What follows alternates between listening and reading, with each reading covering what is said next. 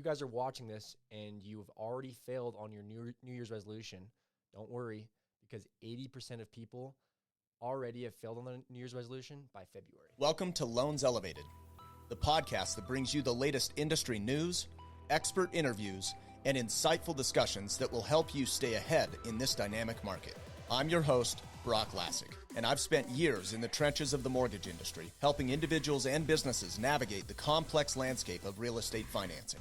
I'm your co-host, TJ Heidenreich, and together we'll cover a wide range of topics, from business strategies that skyrocket your success to mindset and motivation that fuel your growth.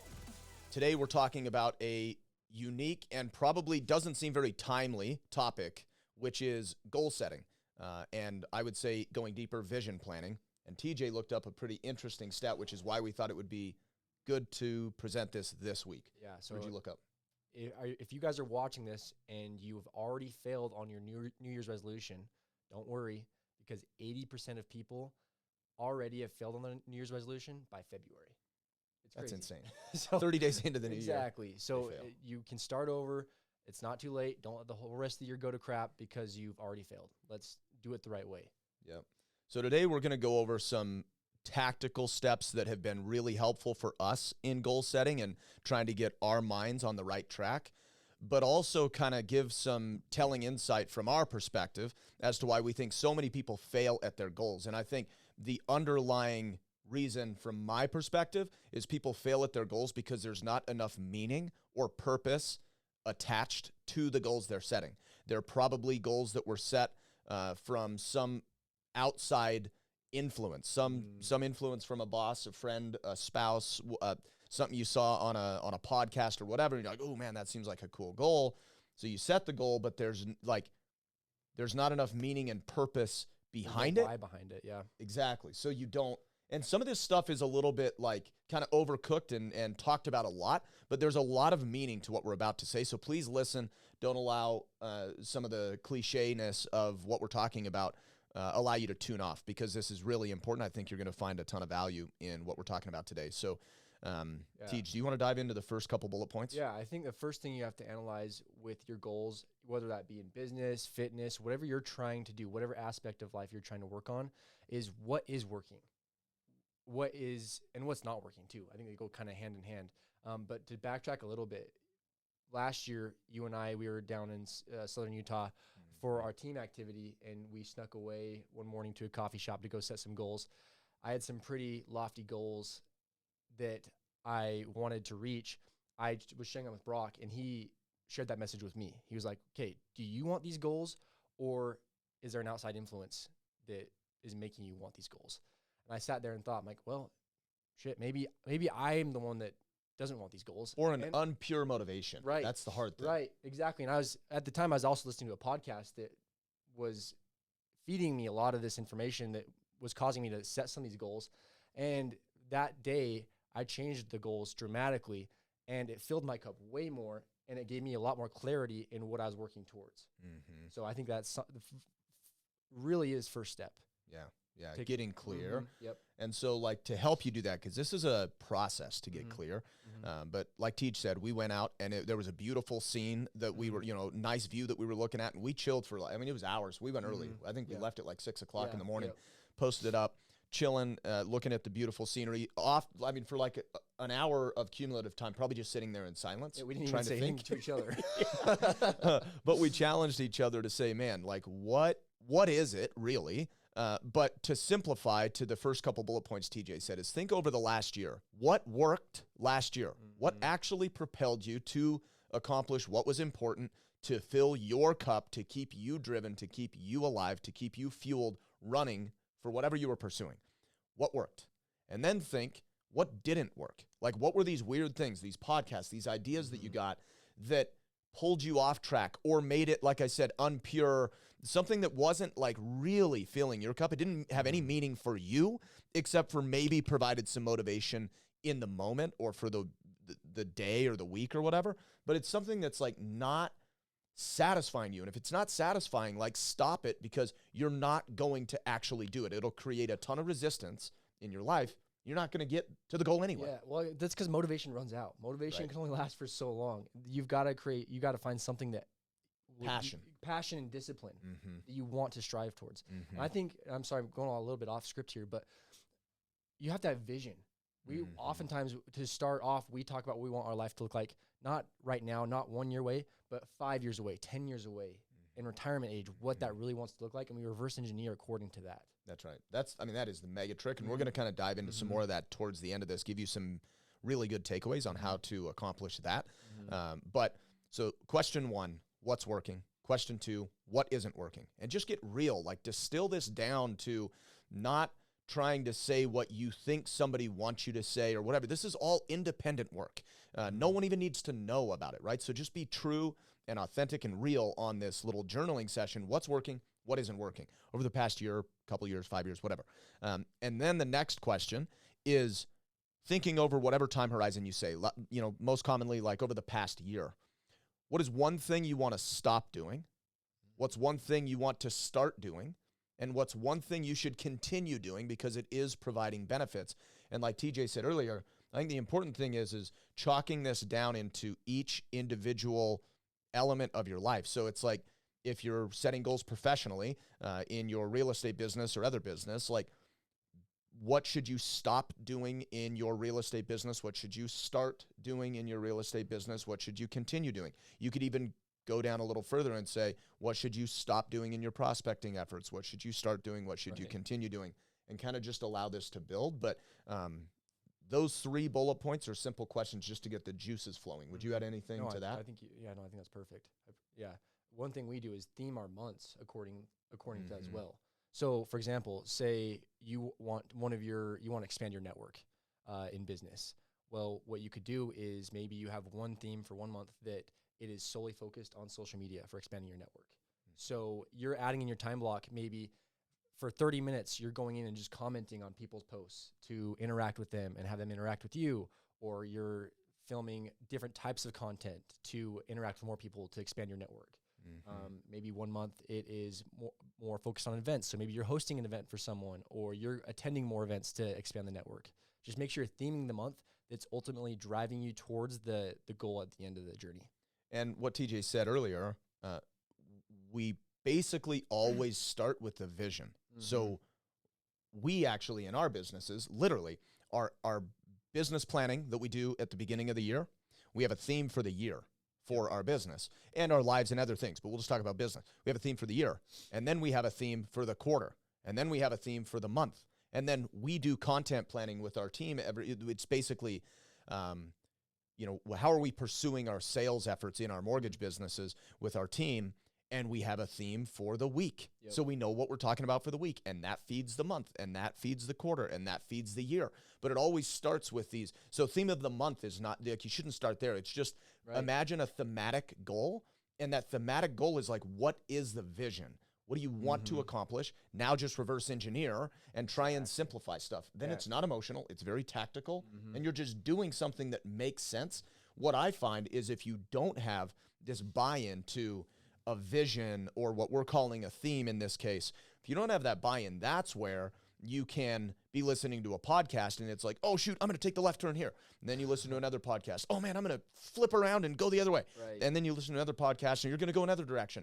But if you had this theme, what happens is those same podcasts, suddenly your theme and your vision is so clear that you're getting the nuggets that feed the theme and the vision for you, taking you closer to what you want, coming out of the valuable content, but you have a direction. So you're not allowing the content and the coaching and the influence from others to cause you to change your direction, right? It's just impact. It's adding to. Yeah. What Well, I think it's important to plan it out in or whenever it is the calendar for the year. Rather, it's like what we do is we call it a marketing calendar, but it's not really marketing. It's for the whole business. Like we have our team retreats already set, our offsites. We've got events already planned. We know that the themes for the months in advance, a year in advance, and it makes our lives a lot easier. So that way we're not doing a complete 180. So the bottom line is us getting as clear as we can possibly get on like what is the plan, what is the roadmap. Now, one thing I'll caution you on, from my perspective, and I think we have been guilty of this is something we've learned ourselves, is you can get too analytical about this. So Oh, yeah. you don't want like a theme for every second, and you don't want to overanalyze this. Just imagine like what is going to take you quickest to the goal that is most fulfilling and gives you exactly what you want. Do enough to make that work. And we've been practicing this for years and years and years. So we've gotten pretty tactical, and we have team members, I should say, that take a lot of this load off us, so we can just like fire off ideas, and they've got their own themes, but we don't even really kind of know what they are. We're just told what to do that is in alignment with that. Yeah, no, it's true. I think the one thing that does do for us is allows us to skate instead of where the puck is going. Yeah. So we can always stay aligned. And if there is something that pops up that we need to pivot really quick, we can do so. Then hurry and get right back on track to where the puck is going. I agree. Keeps us aligned. One other thing I'll add, just as far as like how you can execute on this, like an example is this podcast that we do. We have a theme for every week of the month. We're always hitting on a certain topic, so it takes less brain power. And we were very methodical and thoughtful about like, what do we want to deliver to our people listening to the podcast? What do we want to deliver? And how do we do that most effectively without like suddenly, talking about loan programs every single week? Because that's not all that we want to deliver content-wise. Yeah. So anyway, that's kind of how you chunk that down. Another thing too is time blocking. So I'm big on time blocking. You are as well. I learned that from you. You have this quadrant that you were telling me about earlier. What is the quadrant? You talked about different aspects of life. Yeah, so let's talk about that. One thing I want to put a plug in. This is going to be, there will be a link on this, wherever you're listening to this, there will be an access to this resource on our website, loanselevated.com. And it's a massive business planner specifically designed for realtors. The woman that created it is Valerie Garcia.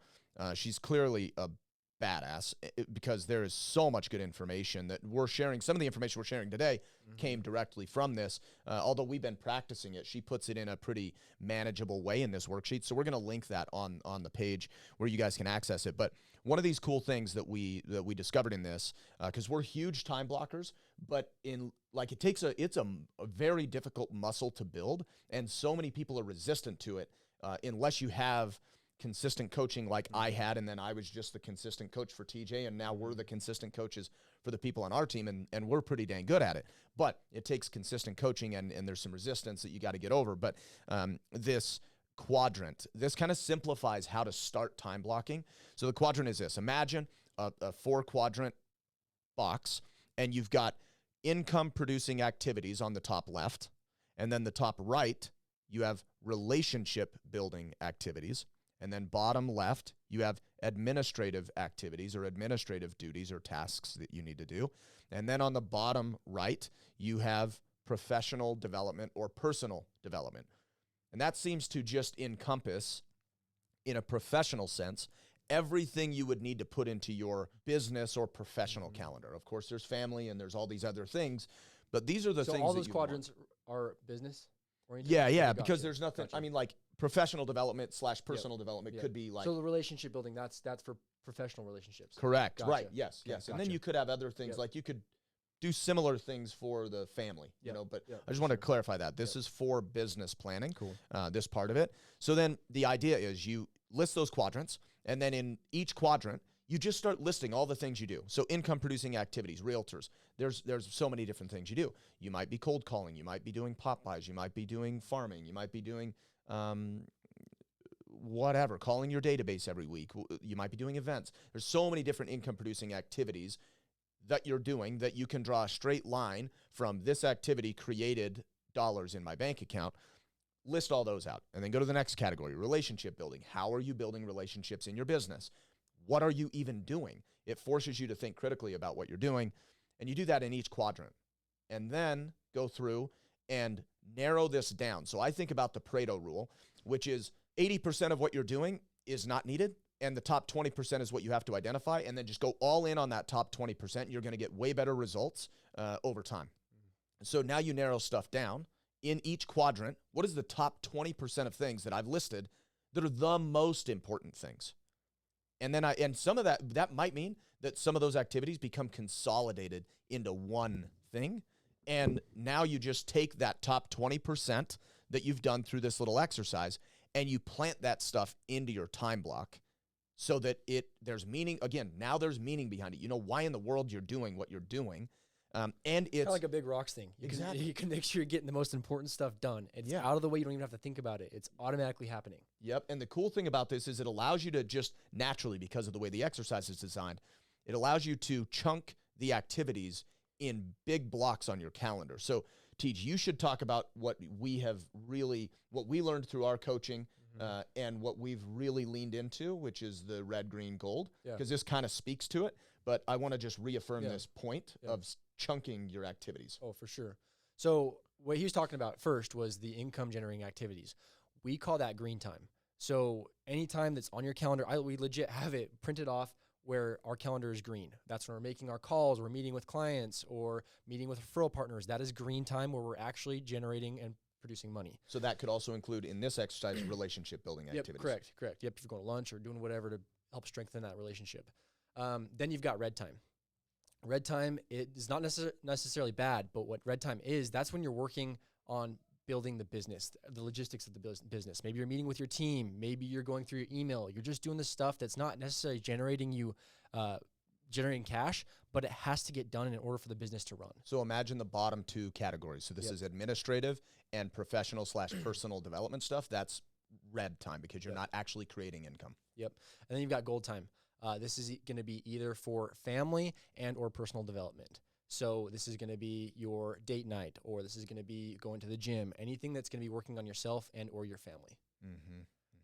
What I think, though, is that you should have all this bunch, and I think that's what you're alluding to, just barely. You don't want to have your green time, like say you have a morning meeting that's going to be red, and then right after that morning meeting, you're going to meet with a client and or a referral partner. Then right after that, you're going to meet with your team to do a pipeline review on whatever you're selling.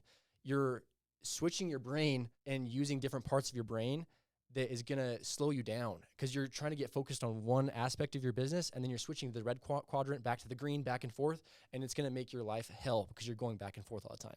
But if you can chunk it, say you're going from talking to a client, then you're sending a video to your database about what you were just talking about. You already have that part of your brain activated, and you don't have to switch back to another sector of your brain. It makes it way easier. And what I find, like when we're dealing with the team, I'm just on point. I'm looking at our loan system, and I'm looking at our CRM, and I'm like in team mode. So I'm like in coaching mode, and I'm listening, and I'm critically thinking about files, and I'm doing all that stuff. That's the mode I'm in. And then I get into sales mode later in the day. We do that basically from 8 until 11 is our red time throughout the day. That's where we handle all of that stuff. And then from 11 to the end of the day is where we're dealing with green time. But now when I'm on green time, I'm making sales calls. Like you got to get the juices flowing. You got to get warmed up. You got to get your conversation skills heated up and running for the day. Now I just keep getting better and better and better through the day in my green time. Yeah. Which is even cooler about this too is the team starts to learn that. So if you've got people in your life that you're working with, they know, hey, it's past 11 o'clock. They're on sales time.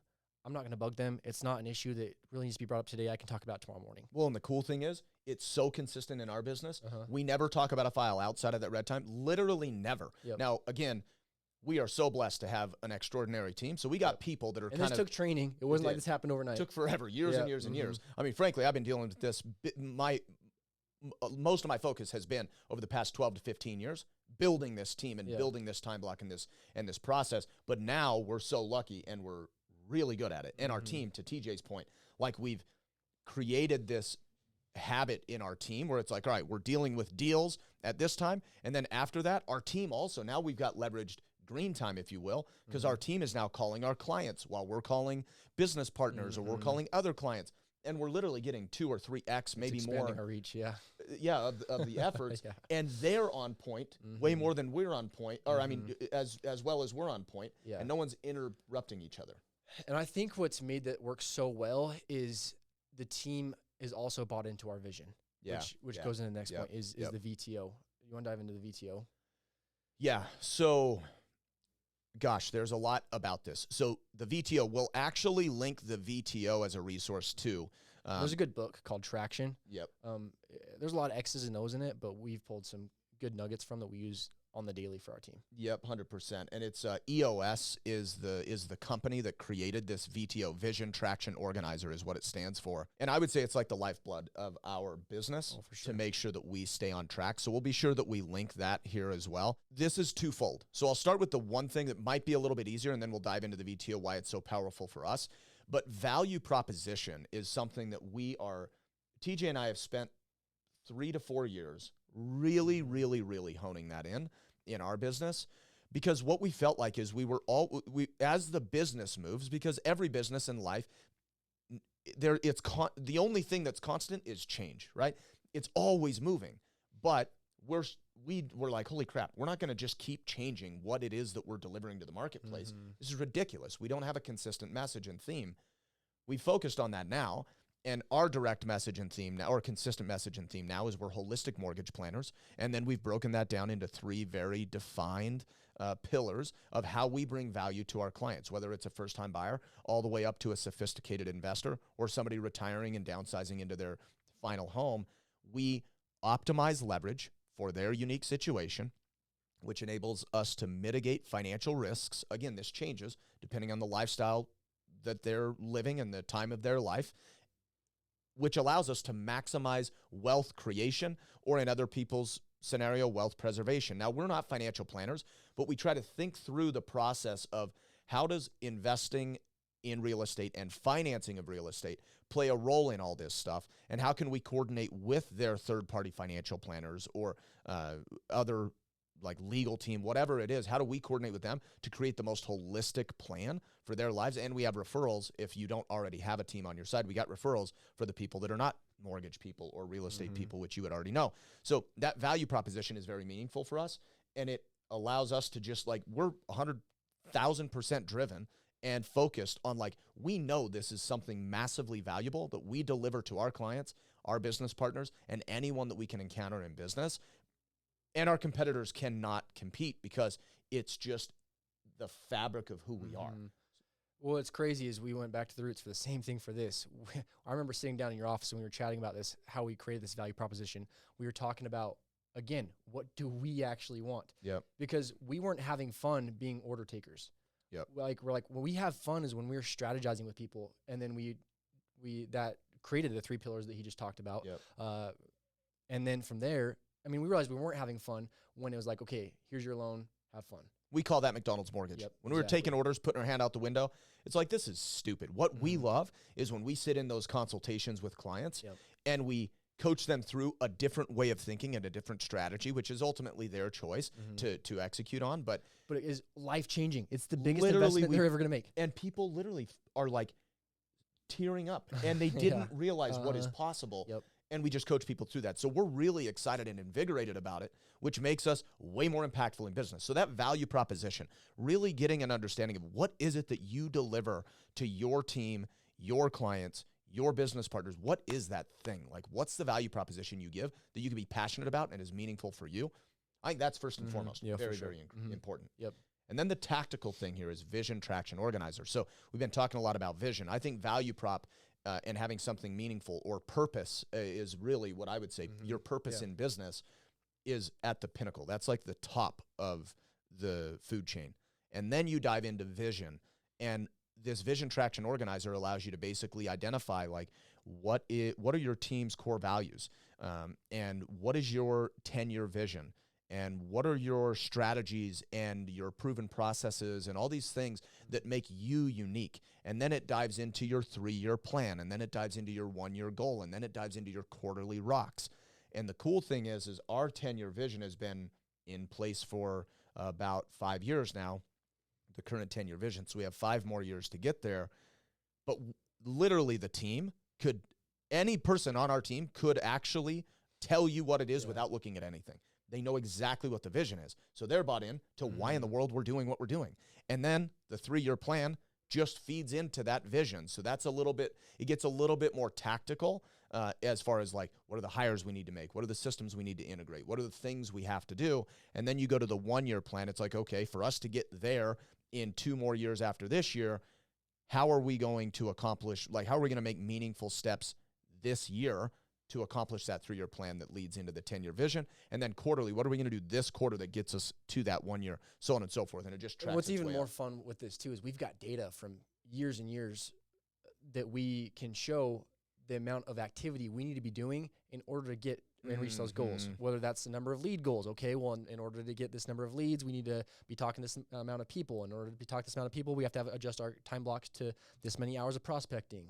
Yeah. And it's all building blocks working towards one goal, and the whole team's bought into it. Yeah, and it's really cool. And then taking it a step further, there are building blocks that are like, I have some pretty significant personal goals for myself right now, and it is causing me to be a lot more particular with my time block.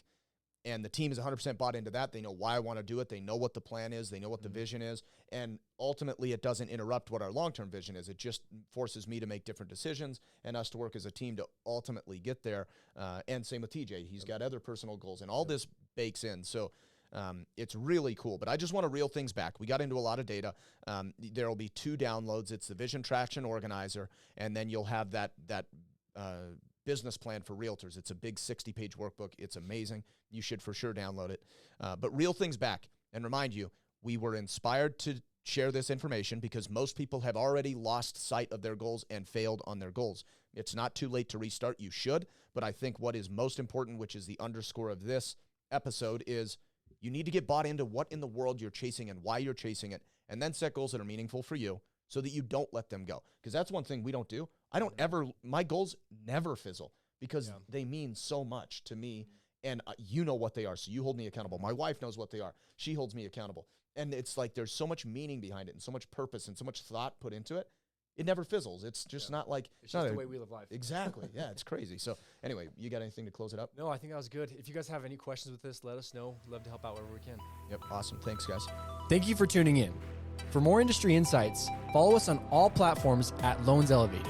And to get in touch with our team, call or text 801-713-4000 or visit loanselevated.com.